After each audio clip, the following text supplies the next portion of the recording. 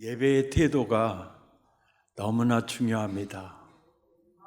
예배의 태도 첫째는 사랑함입니다.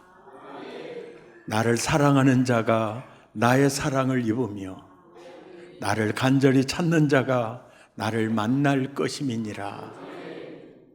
둘째는 갈급함입니다. 사슴이 시냇물을 찾아 갈급함같이 내 영혼이 주를 찾기에 갈급하나이다. 셋째는 기뻐함입니다. 여호와를 기뻐하라. 넷째는 맡김입니다. 내 길을 여호와께 맡기라. 그 경영하는 것이 이루어 주시리라. 다섯째는 오늘 들어야 할 말씀입니다. 예배의 태도 다섯째가 뭘까요? 제니스 캐플런이 쓴 감사하면 달라지는 것들이라는 책이 있습니다. 이 책은 오프라 윈프리의 삶을 소개하는 말로부터 시작을 합니다. 나는 고맙습니다. 나는 진실로 복받은 사람입니다. 이렇게 말하지 않고 지나간 날이 오프라 윈프리는 단 하루도 없었다고 합니다. 고맙습니다. 나는 진실로 복받은 사람입니다. 이 말을 한 번도 하지 않은 날이 없었다. 너무 멋지지 않습니까? 이분이 감사하면 달라지는 것들이라는 이 책을 쓰면서 감사일기를 썼어요. 감사일기를 쓰면서 자기가 체험한 게 있어요. 그것을 이 책에 다 담고 있어요. 감사일기를 쓰면서 살아봤더니 이 결론이 그거예요. 내 인생의 최고의 선물은 감사함이었다. 예. 어떤 좋은 환경이 아니고 내 인생의 최고의 선물은 무슨 일을 만나든지 감사하면서 사는 이것이 하나님이 내게 주는 가장 큰 선물이었다. 그리고 감사했을 때 첫째로 인생의 행복도가 달라지더라. 두 번째로는 만사에 대한 나의 태도가 바뀌어지더라. 예. 감사하면서 살 때 행복지수가 달라지고 어떤 일을 만나든지 그것을 대하는 나의 태도가 달라지더라. 설교를 준비하면서 2025년 시작하면서 송구 영신 예배 때 제가 여러분에게 동영상 하나 보여준 거 있죠. 그 성형외과 의사에게 한 기자가 물었어요. 성형외과니까 얼굴을 이렇게 예쁘게 해주는 분이잖아요. 기자가 물었어요. 선생님, 자기는 부자가 되고 싶은데 부자가 되는 관상은 어때요? 라고 물은 거예요. 자기가 정말 부자가 되고 싶은 거예요. 그러니까 저는 관상학자가 아니라서 부자가 되는 관상은 모르겠어요. 그런데 제가 세상을 살면서 부자들의 얼굴에서 저는 삼감을 봤어요. 그게 뭐예요? 감사를 받고 감동을 받고 감탄을 받어요. 이게 무슨 얘기냐면 과거에 대해서 늘 그들은 감사하고 있었어요. 예. 내 인생, 내 수준에 이 정도 지금까지 살아오는 내 일생은 딱 한 단어, 감사였어요. 그리고 누군가가 정말 그 붕어빵 하나라도 줄 때 그들은 어머, 이 맛있는 걸 저에게 주셨어요. 붕어빵 하나에도 감동하는 거예요. 남편이 자기야, 내가 오늘 퇴근하면서 이거 사왔어. 근데 그게 뭐냐면은 목포 선창 앞에서 멸치를 사온 거예요. 멸치를. 그러니까 부인이 속았어 이러는 사람도 있잖아요. 어머, 당신 이런 것도 사올 줄 알았어. 이건 감동이거든요. 제가 선창에서 멸치 사와가지고 집사람한테 칭찬받은 적 한 번도 없어요.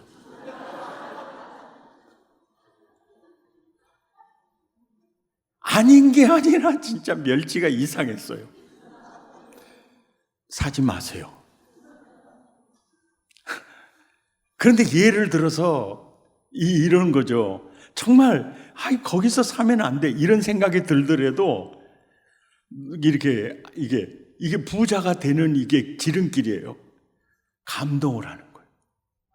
아, 당신 내 생각하고 사왔어. 와, 뭐 이거죠. 꽃을 사왔을 때 이걸 사오지 말고 두부라도 한번 사오지. 이거 입을 찢어야 된다고 진주부터 제가 말씀했잖아요. 이게 그 감동이에요. 그리고 아이가 있잖아요. 그 반에서 40명 중에서 계속 38등을 하다가 37등을 하고 온 거예요. 그러면 와, 한 등 올랐다. 이게 감탄이에요. 근데 아이가 엄마, 나 오늘 100점 맞았어. 너무 기쁘게 돌아오는 그 아이에게 어머, 100점이야. 감탄이잖아요. 야, 너희 애들 다 100점 맞았지? 예. 이름은 아주 초치는 거죠. 참 우리가 살면서 있잖아요. 과거에 대해서 감사하고 조금 하는 것에도 감동을 하고 또 아주 작은 일에도 감탄하며 사는 거 부자가 될 수 있는 이게 신호탄인 거죠. 그러니까 이 기자가 물어요. 그러면요, 그렇지 않는 사람들의 얼굴에는 뭐가 있어요? 그랬더니 산불이 있어, 산불. 예. 불만이 있고, 그리고 불평이 있고, 불안이 있어. 이 산불이 있어요. 과거에 대해서는 항상 불만족이 있고, 오늘의 순간에는 항상 불평하고, 그리고 미래에 대해서는 항상 불안해. 그래서 그 얼굴에 산불이 있어. 옆 사람 눈을 따뜻한 눈빛으로 보면서 집에는 뭐가 있나 확인해 볼게요 라고 보세요. 그러면 눈빛을 피하는 사람은요, 자신이 없는 거예요.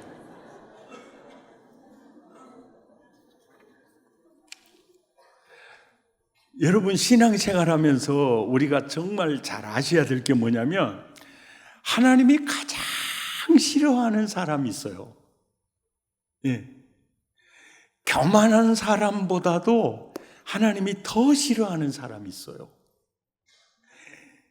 고린도전서 10장 10절부터 11절까지 큰 소리로 함께 읽어요. 시작. 그들 가운데 어떤 사람들이 원망하다가 멸망시키는 자에게 멸망하였나니 너희는 그들과 같이 원망하지 말라. 그들에게 일어난 이런 일은 범벅이가 되고 또한 말세를 만난 우리를 깨우치기 위하여 기록되었느니라. 이 성경을 자세히 보세요. 하나님이 가장 가장 싫어하는 사람이 누굽니까? 원망하는 사람이에요. 그런데 얼마나 지금 고린도전서 10장 10절에 이 말씀 원망하다가 멸망당하는 자들을 기록하는 원본이 어디가 있냐면 민수기 11장에 있어요. 이 내용을 두고 하는 얘기거든요. 함께 읽죠. 시작. 여호와께서 들으시기에 백성이 악한 말로 원망하여 여호와께서 들으시고 진노하사 여호와의 불을 그들 중에 붙여서 진영 끝을 사르게 하시면 백성이 모세에게 부르짖음으로 모세가 여호와께 기도하니 불이 꺼졌더라. 여러분, 이 성경 자세히 보세요. 광야길이 행진하기에 너무 불편했어요. 그러니까 툭 튀어나온 게 원망과 불평이었습니다. 그 소리를 하나님이 얼마나 싫어하셨느냐면 하나님이요 즉시 불을 보냅니다. 맞죠? 불을 보내요. 이 역사적 사건이 오늘을 사는 우리에게 본보기가 되는데, 이 말이 무슨 얘기냐면 나는 원망하는 거 정말 싫어. 예. 그래서 내가 불을 보내어서 그들을 진노했어. 이 정도로 싫어해. 이 역사적 사건은 말세를 사는 우리들에게 본보기로 주는 메시지야. 아멘입니까? 예. 이스라엘 백성이 원망하는 이유는 평탄한 길보다 그들이 걷기 어려운 광야길이었기 때문입니다. 우리들이 원망하는 이유도 이와 비슷해요. 내가 원하는 삶이 펼쳐지는 게 아니에요. 너무나 걷기 힘든 길, 너무나 어려운 순간들, 이것을 마주했을 때 우리에게도 원망이 튀어나오죠. 그런데 그 순간에도 원망하기보다도 감사하는 마음으로 살아갈 수가 있어요. 왜냐하면 원망이냐 감사냐, 이거는 내가 선택하는 겁니다. 내가 선택하는 거예요. 예를 들어보세요. 요셉이 어렸을 때 아버지가 남다르게 사랑하셨어요. 다른 형제들과 다르게 어떠해 입히셨어요. 그런데 다른 형제들은 요셉을 사랑하는 아버지의 특별한 사랑 때문에 그만큼 요셉을 시기하게 되고 비호하게 됐어요. 그래서 형제들 사이에서 요셉이 살기가 너무 힘들었어요. 그 순간에 아빠는 지혜가 없어. 아빠 때문에 나 형들에게 엄청 미움받고 살고 있잖아. 불평할 수도 있어요. 근데 그 순간에도 요셉은 원망하지 않습니다. 그 형제들이 이스마엘 장사꾼들에게 팔아버렸어요. 그 순간에도 그들을 요셉은 원망하지 않습니다. 노예 시장에서 보디발의 가정에 노비로 팔려 들어갔어요. 원망하지 않습니다. 보디발의 아내가 동치미를 그렇게 좋아해가지고요, 요셉만 만나면은 동치미 담자고 했어요. 그래서 요셉은 안 담는다고 했고, 나중에 열받은 보디발의 아내가 저놈이 나한테 동치미 담자고 했다고 뒤집어 씌워가지고 감옥살이 하게 됐어요. 그때도 요셉은 원망하지 않습니다. 요셉의 마음에 감사가 있었어요. 아멘입니까? 우리도 그렇게 살 수 있어요.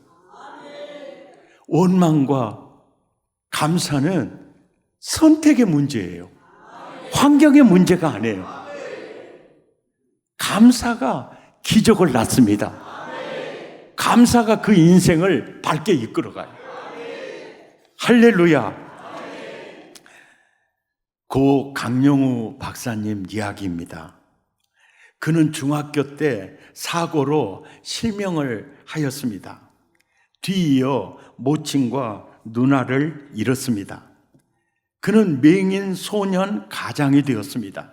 그러나 국내에서 힘겹게 대학을 졸업하고 미국으로 유학을 갑니다.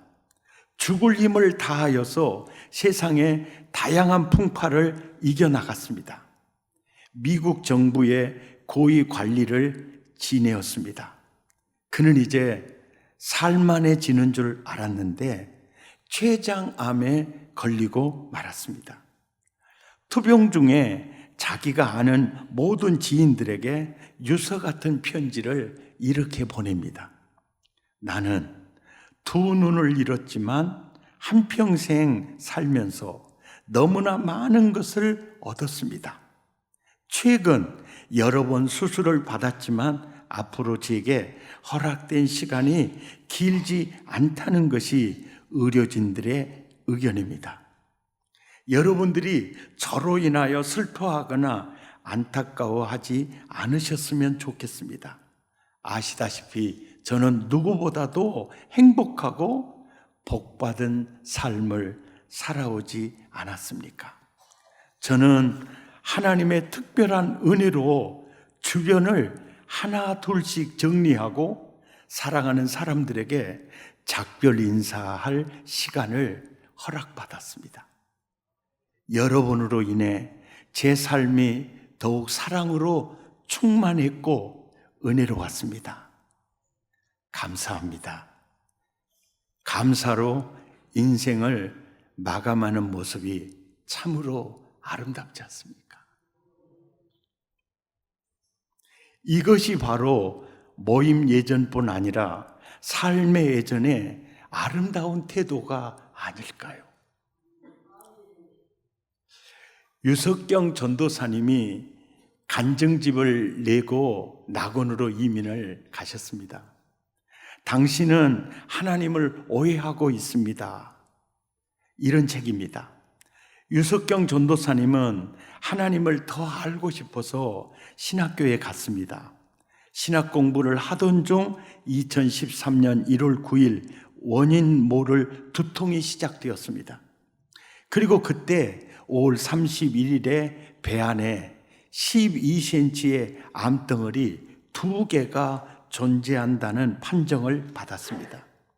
우리나라 장 분야의 최고의 권위자인 의사로부터 1년 정도 살 것이라는 말을 들었습니다. 유석경은 어릴 때부터 이해하기 힘든 성경 구절 몇 개가 있었다고 합니다. 그 중에 하나가 데살로니가 전서 5장 18절 범사에 감사하라 였습니다. 어떻게 모든 일에 감사할 수 있단 말인가? 특히 아버지께서 췌장암으로 통증에 시달리는 모습을 보고만 있어도 손가락이 오그라들 정도로 힘든 순간에 어떻게 감사할 수 있을까? 책 내용 중에 일부를 소개합니다. 자신이 암에 걸려 암덩어리가 커져서 튀어나와 육안으로 보이고 손으로 만져지게 되고 갈비뼈를 밀어내고 뼈가 휘어졌다. 이렇게 고통스러운 가운데도 죽지 않고 살아있다는 게 신기할 정도로 고통이 극심했다. 그런데 더 신기한 것은 고통이 심해져 갈수록 더욱더 감사하게 되었다는 것이다. 물론 암에 걸리기 전에도 구원의 감격에 하나님의 사랑에 대한 감사는 늘 내 마음속에 있었다. 그러나 아프고 난 후에는 전혀 다른 차원의 감사하는 마음이 전혀 다른 깊이로 내 안에 가득 채워지게 되었다. 그리고 어렵게만 느껴지던 데살로니가전서 5장 18절 말씀, 범사에 감사하라에 순종하게 되었다. 유석경은 이 책에서 암은 자신에게 복이었다고 고백합니다. 그리고 복인 이유를 3가지로 말씀합니다. 첫째는 2%를 포기하게 되었다고 합니다.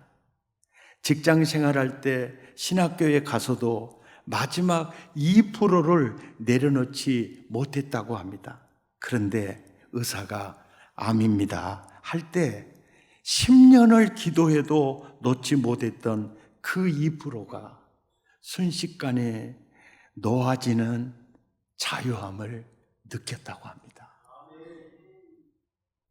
둘째는 죽음을 준비할 시간을 얻었다는 것입니다. 만약 사고로 죽었다면 사랑하는 사람들과 작별할 시간도 갖지 못했을 것이고 회개할 시간도 갖지 못했을 것이고 죽음을 준비할 시간을 가졌다는 것이 큰 복이었다는 것입니다. 셋째는 주님과 100만 배 더 가까워졌다는 것입니다. 신학교에 갔을 때 사람들은 자신에게 왜 신학교에 오셨습니까? 이렇게 물었다고 합니다. 네, 주님께 집중하고 싶어서 왔습니다. 그런데 신학교에 다니면서도 너무 분주하고 바빠서 주님께 집중할 수 없었다고 합니다. 그런데 암에 걸리고 나서야 주님과 100만 배 더 가까워졌다는 겁니다. 오늘 본문은 우리에게 이렇게 말합니다. 감사로 하나님께 제사를 드리며, 감사로 하나님께 제사를 드리며, 감사로 하나님께 제사를 드리며, 감사로 드리는 제사는 모임 예전일까요? 삶의 예전일까요? 모두 다입니다. 국민 여러분, 아멘입니까? 한 걸음 더 나아가 시편 50편 23절에서도 반복해서 이렇게 말하고 있습니다. 감사로 제사를 드리는 자가 나를 영화롭게 하나니, 감사로 제사를 드리는 자가 나를 영화롭게 하나니, 감사로 제사를 드리는 자가 나를 영화롭게 하나니, 그 행위를 옳게 하는 자에게 내가 하나님의 구원을 보이리라. 할렐루야. 일본의 내성마비 시인 미즈노 겐조라는 분이 계십니다. 겐조는 11살의 어린 나이에 열병을 앓고 뇌성마비 진단을 받습니다. 그 이후로 그는 몸을 움직일 수도 없게 되었습니다. 어느 능력도 상실하고 말았습니다. 자신의 의사를 표현하는 유일한 수단은 오직 눈 깜빡임밖에 없었습니다. 캄캄한 어두움 속에 있던 그에게 어느 날 한 목사님이 다가오는데 그 목사님을 통해서 복음의 빛이 비추기를 시작을 합니다.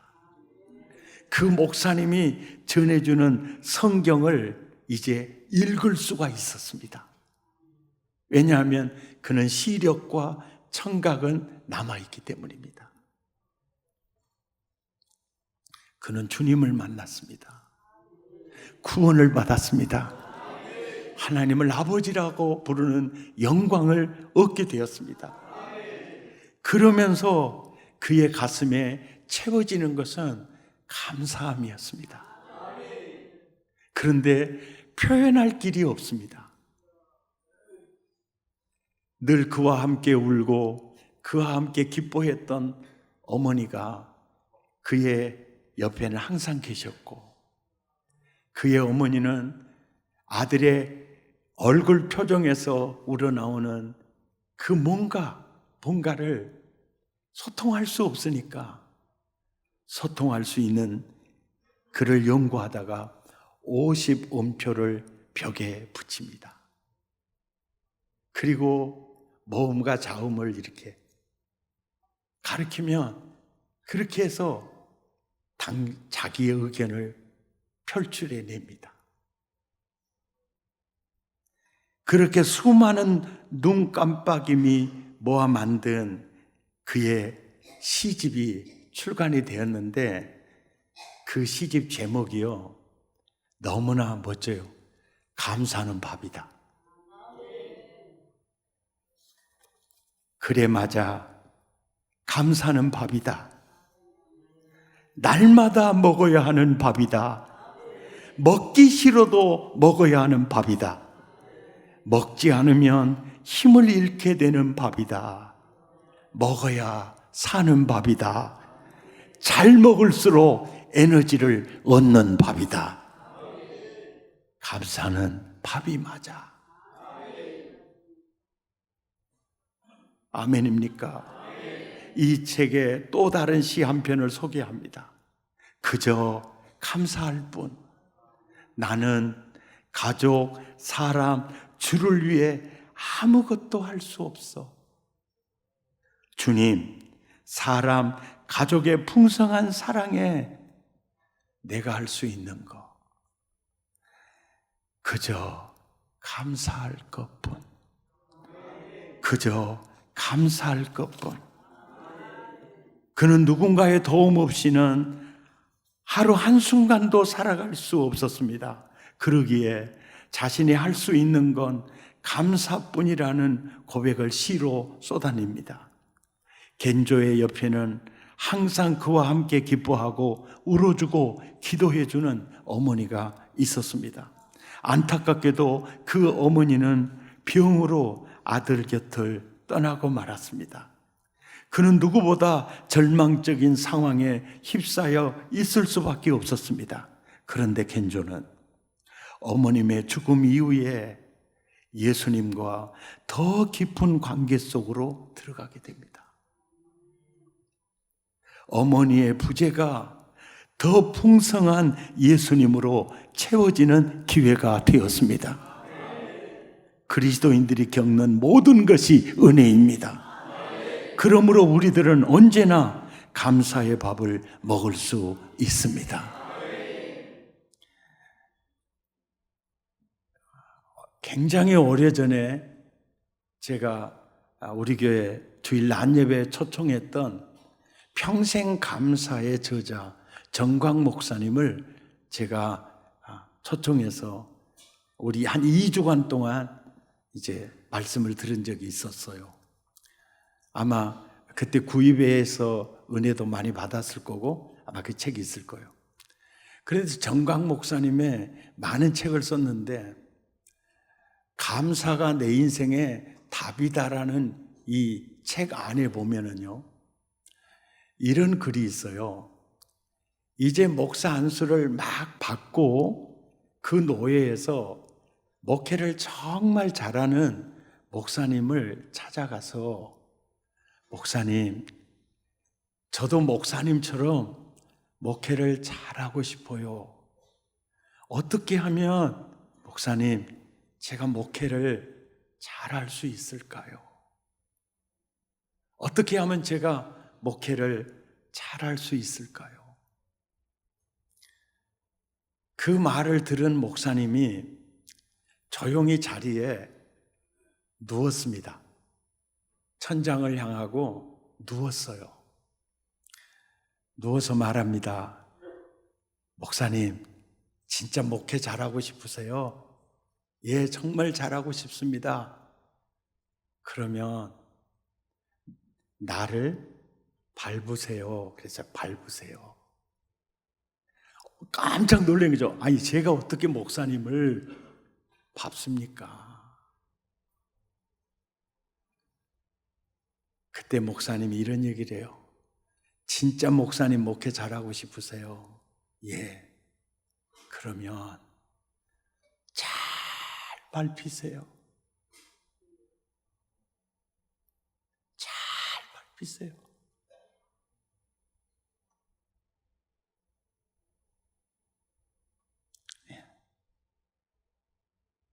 그래서 그 천연백 목사님은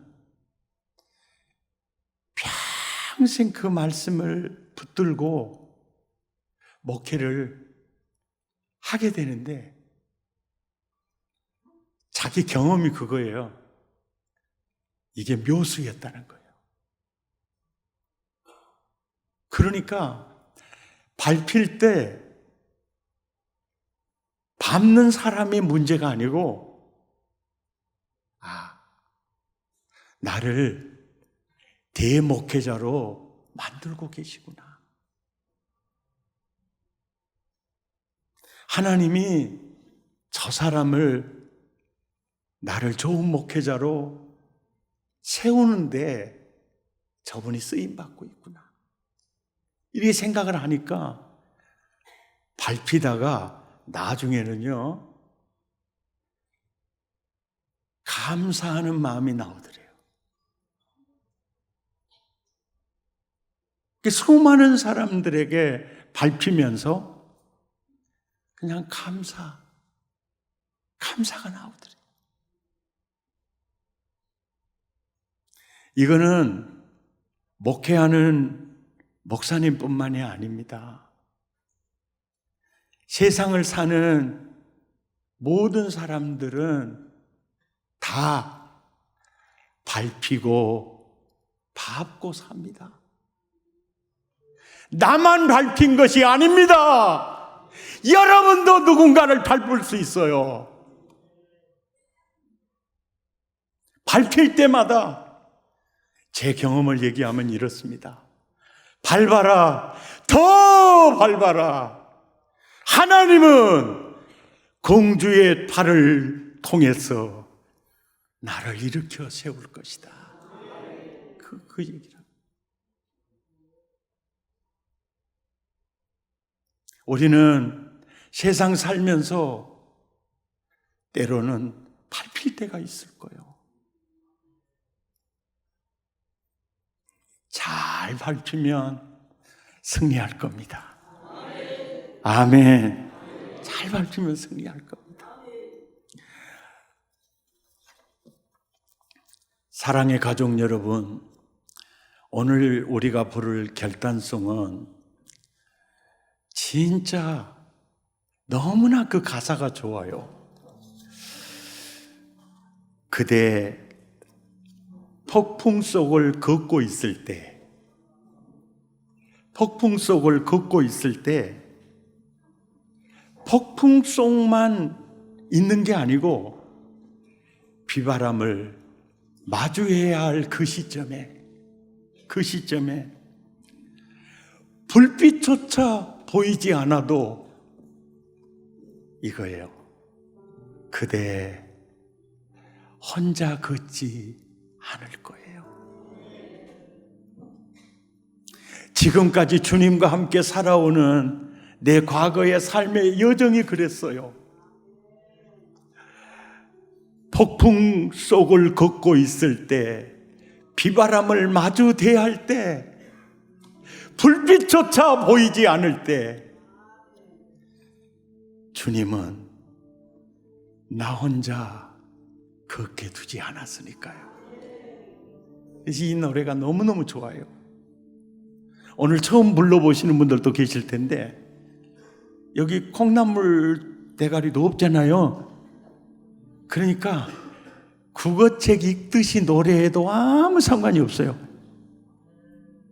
아멘입니까? 그러나 가사를 깊이 생각해 보면 이게 나와 여러분의 이야기예요. 함께 불러요.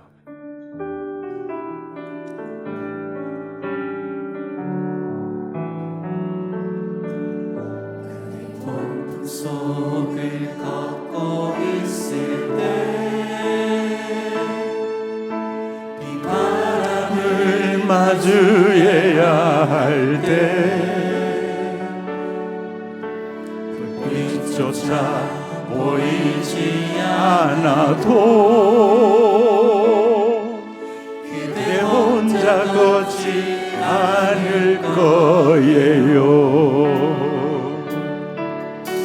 두려움 앞에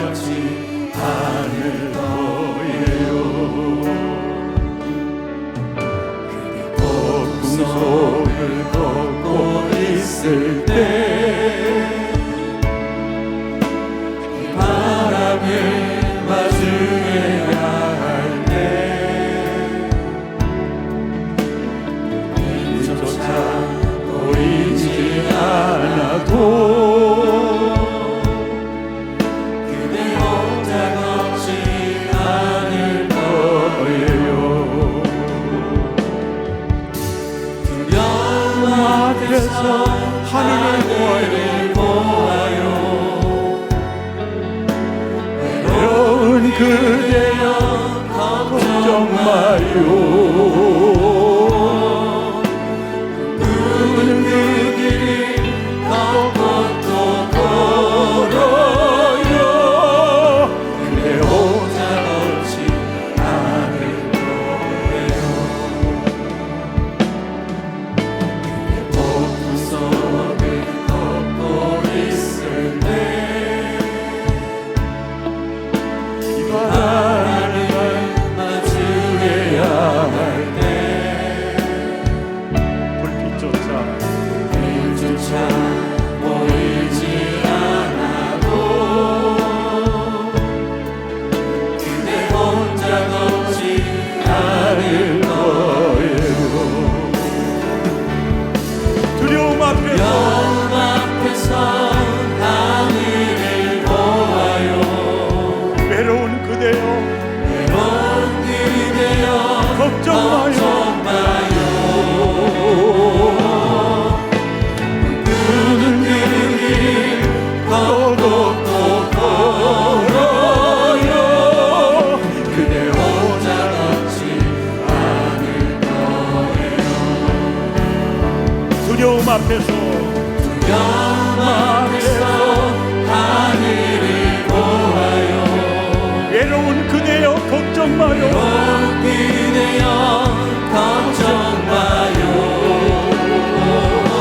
꿈꾸는 그 길을 걷고 또 걸어요. 그대 혼자 걷지 않을 거예요. 아멘입니까? 두려움 앞에서 하늘을 보아요. 외로운 그대여 걱정 마요.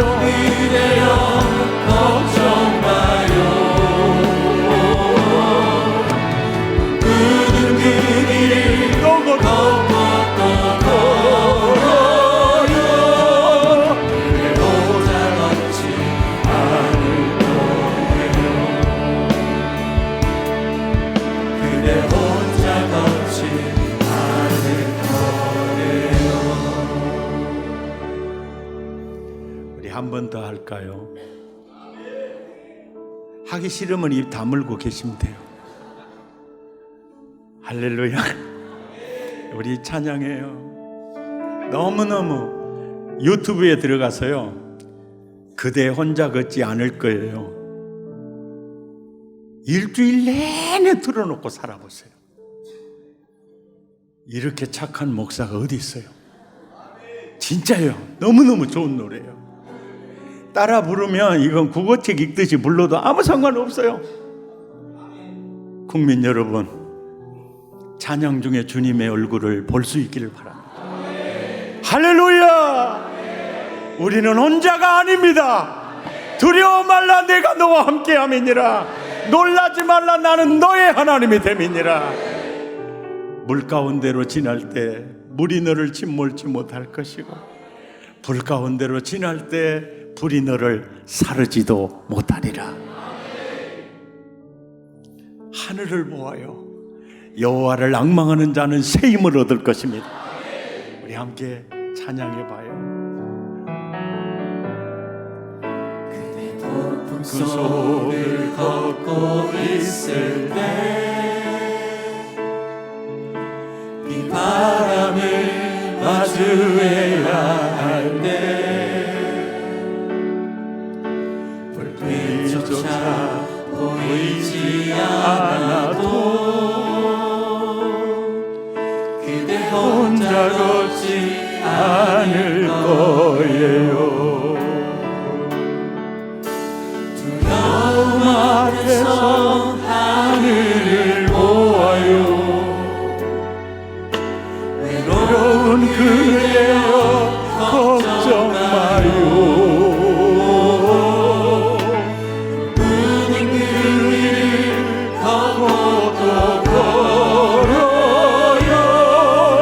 그대 혼자 걷지 않을 거예요. 그대 폭풍 속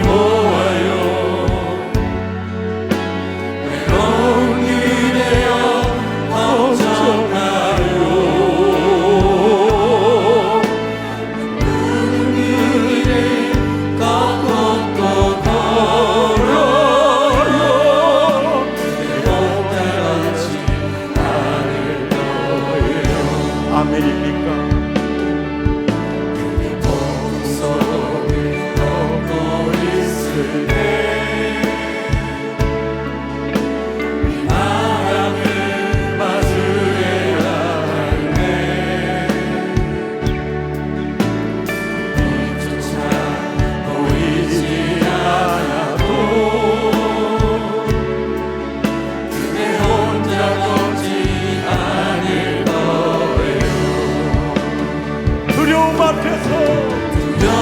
앞에서 하늘을 보아요. 외로운 그대여 걱정 마요.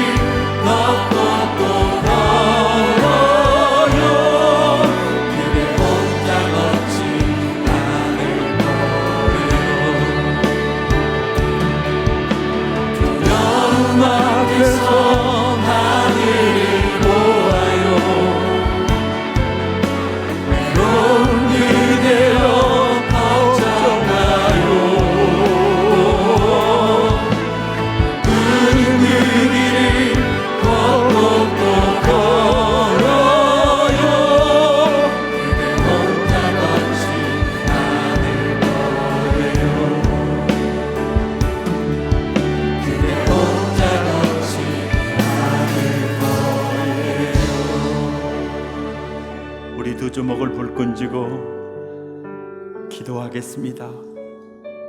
그대 폭풍 속을 걷고 있을 때, 비바람을 마주해야 할 때, 불빛조차 보이지 않아도 그대 혼자 걷지 않을 거예요. 두려움 앞에서 하늘을 보아요. 외로운 그대여 걱정 마요. 꿈꾸는 그 길을 또 걷고 걸어요. 왜요? 그대 혼자 걷지 않을 거예요. 아멘입니까? 아멘입니까?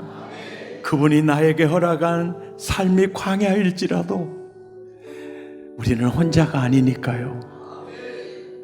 거기에는 은혜가 있고 섭리가 있으니까요. 우리는 무슨 일을 만나든 범사에 감사할 수 있어요. 이런 승리의 삶으로 주여 평생 살기 원합니다. 마음을 다하고 입술을 열어 우리 함께 기도합니다. 하나님, 오늘도 나에게 이 귀한 말씀을 주셨어요.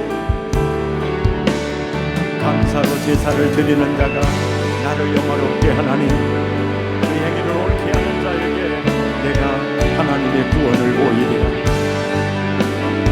감사로 제사를 드리는 자가 나를 영화롭게 하나니 그 행위를 옳게 하는 자에게 내가 하나님의 구원을 보이리라. 주여, 나를 사랑하는 자가 나의 사랑을 입으며 나를 간절히 찾는 자가 나를 만날 것이니라.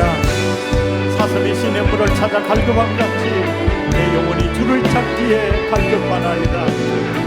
사랑함이 내게 있기 원합니다. 갈급함이 내게 있기를 원합니다. 여호와를 기뻐하라. 기뻐함이 내게 있기를 원합니다. 너의 길을 여호와께 맡기라. 너의 경영하는 것을 이루어 주시리라. 맡김이 내게 있기를 원합니다. 봉사의 감사함이 내게 있기를 원합니다. 폭풍 속을 걸어갈 때도, 비바람을 마주 대할 때도, 불빛조차 보이지 않아도 나는 혼자가 아닙니다. 여기에는 하나님의 계획이 있고, 여기에는 하나님의 은혜가 있고, 섭리가 있음을 믿습니다. 하나님, 감사하는 태도가, 감사하는 삶의 예전의 태도가 나에게 언제나